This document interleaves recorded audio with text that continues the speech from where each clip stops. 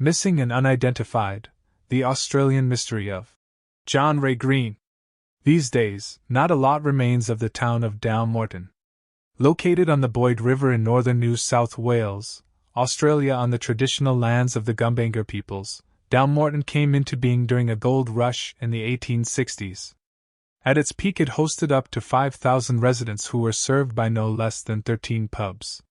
Mining activity continued even after the gold rush subsided, supplemented by timber milling for the hoop pine that grew in the valley, and the town's position on the road between the larger towns of Grafton and Glen Innes guaranteed it some traffic.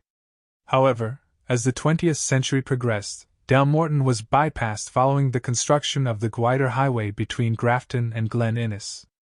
Slowly its essential services closed, and by 1966 there was no longer a police station, post office or general store in the town. Today, Downmorton is only reachable by dirt road. Only a few buildings and the cemetery remain, and a litany of abandoned mineshafts that speckle the nearby hills bear testament to the town's gold rush origins. A popular campsite near the town is managed by the National Park Service, and the area attracts visitors who enjoy the gold fossicking and bushwalking opportunities that the area has to offer. In April of 2003, one such visitor was on a bushwalk near Downmorton when they noticed a car abandoned in the scrub. They reported the car to police, setting the scene for a missing persons case which is as bizarre as it is little known. This post details the mystery of John Ray Green, a man with the rare distinction of simultaneously being both a missing person and unidentified. The car in the scrub. On April 15, 2003, a bushwalker was hiking in the area of Jackass Creek outside Downmorton. The walker noticed a blue 1990 Holden Apollo car abandoned in the scrub and notified police, whose inquiries established that the vehicle had been there for at least 2 weeks. Contemporary media coverage describes the location of the car's discovery as very isolated, making it likely that it was some distance away from the area's main thoroughfare, the old Glen Innes Road. Indeed, although this road crosses a waterway called Jackass Creek, the goldfield by this name is located a couple of kilometers north of Downmorton in remote hill country. This area is reachable only by poor-quality tracks and would have been seldom frequented by others. Police traced this vehicle to one John Ray Green, age 71, of Urunga, NSW, a coastal town more than 3 hours' drive away from where the car was found. Photos of John are linked here. He was of European appearance, around 170 centimeters tall with a thin build, gray hair, a mustache, and a full beard. He was described as a gold prospector who enjoyed the outdoors and went camping frequently. Given how many old gold mine shafts there were around the area of John's disappearance, it was immediately suspected that something had happened to him while he was prospecting. While extensive search efforts failed to find John's body, it is believed to this day that he likely died in the area, possibly after falling down a disused mine shaft close to where his car was found. Sorting out the timeline. Police attempted to trace John's movements to establish when he went missing. The official missing persons page for John on the Australian Federal Police website states that he was last seen on May 15, 2003 by neighbors, who stated that he told them he was going to Sydney to attend a funeral. This source also states that his car was found on April 15, 2004. However, I suspect that these two dates are incorrect, as they make no sense given the rest of the information which is available about the timeline of John's disappearance. An ABC article from August 2003 states that his car was found on April 15, 2003, not 2004.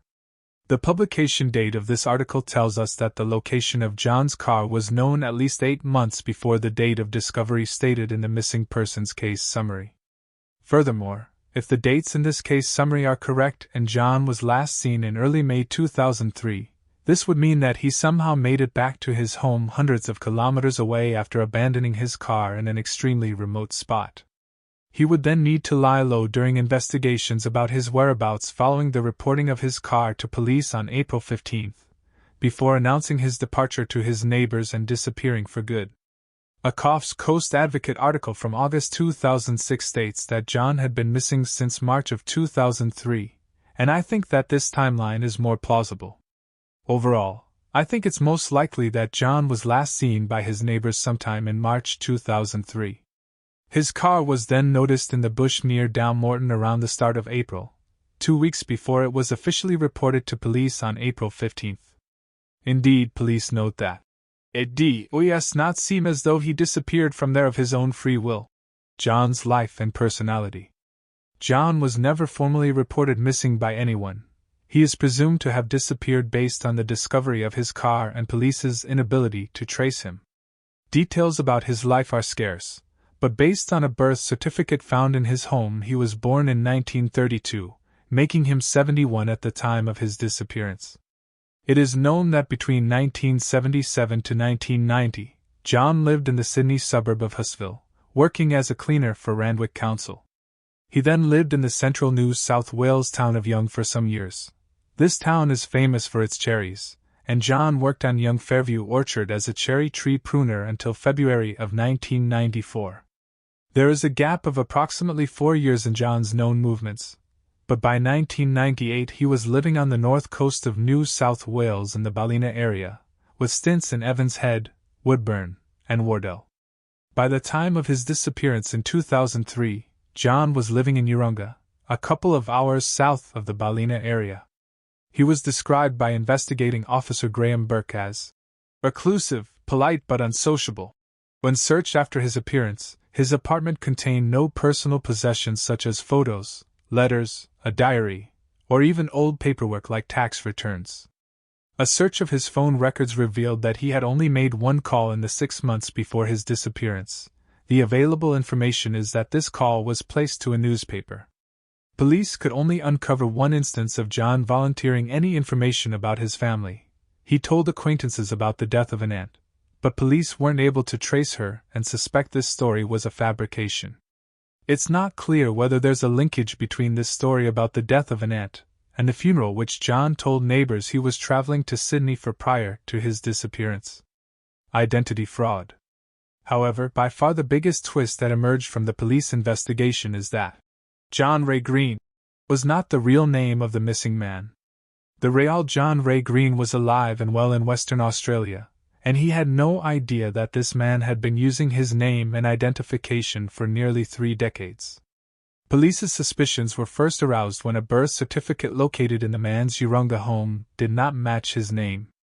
The exact timeline of the man's identity fraud is a little unclear, but from what I can make out, he began using the name John Green when he started working for Randwick Council as a cleaner in 1977. To quote police, he then hit the jackpot in 1990 when, via unknown means, he managed to obtain a copy of a Western Australian birth certificate for John Ray Green. He then updated his personal details to fix any discrepancies between those he'd previously been providing and the ones on the birth certificate.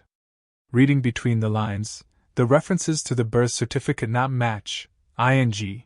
His name referred to the Randwick Council employment records from the 1977 to 1990 period, when the imposter didn't have access to all the information needed to accurately assume the identity of John Ray Green. New South Wales police tracked down the real John Ray Green to the small town of Narrogin in the Wheatbelt region of Western Australia, situated a couple of hours southeast of the state capital of Perth. Amazingly, Green believed that he recognized the man from church services in the nearby town of Brookton some years ago. To quote Green, who was a Jehovah's Witness, "I'm pretty sure I've seen him before. A scruffy-looking bloke like that tends to stand out at one of our meetings because we are a pretty clean-shaven bunch." Furthermore, Green claimed that other people also recognized the man, including Green's daughter and a businessman from neighboring Pingelly. Police believe that the man who stole John Ray Green's identity is likely to have been from WA originally, but to date they have been unable to establish his original identity or locate any relatives. Furthermore, there have been no matches to the identity thief in fingerprint records. Standstill, summary and questions. The last new information I could find about this case was shared in July of 2006, and even then the lead investigator, Detective Senior Constable Graham Burke, clearly felt the case was at a standstill.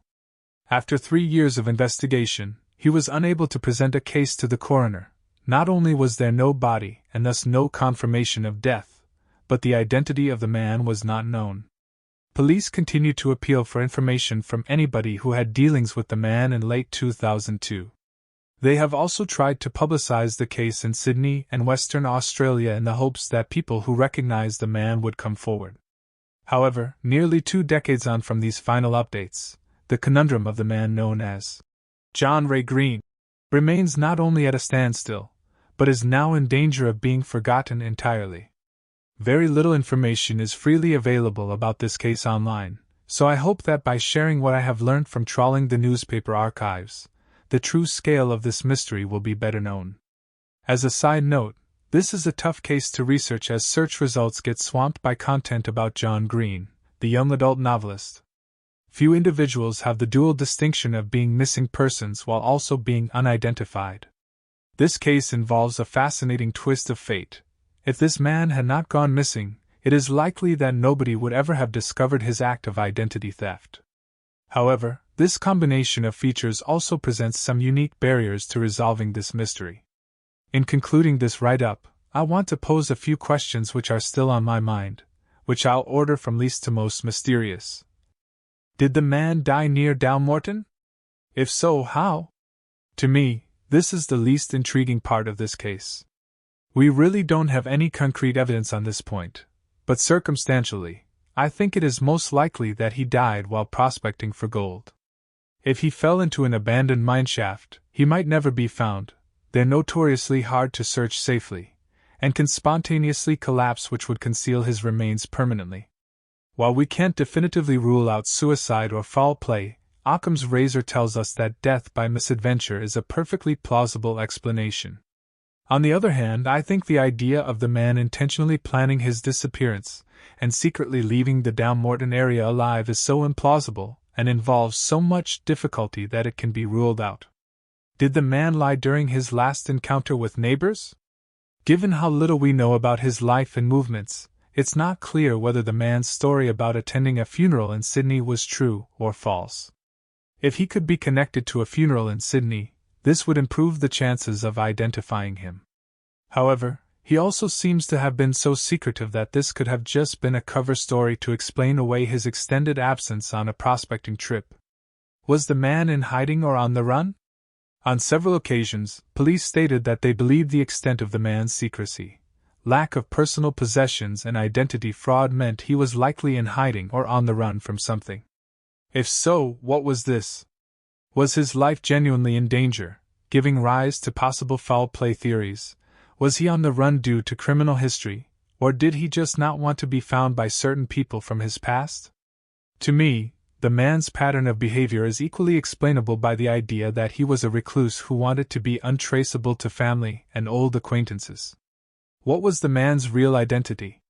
Will it ever be known? These are obviously the million-dollar questions in this case. Some circumstantial signs seem to point to the man being from Western Australia or having spent time there, especially being seen in church services by, among others, the man whose identity he stole. However, in the absence of an identification from members of the public, it's hard to imagine that this case will be solved. His fingerprints, presumably taken from his home or his council personnel records, have not been matched to any on file, and unless some of his belongings happen to be stored in evidence, it will be impossible to do any forensic genealogy work without his body to extract a DNA profile from. Even details such as the man's age are no longer certain.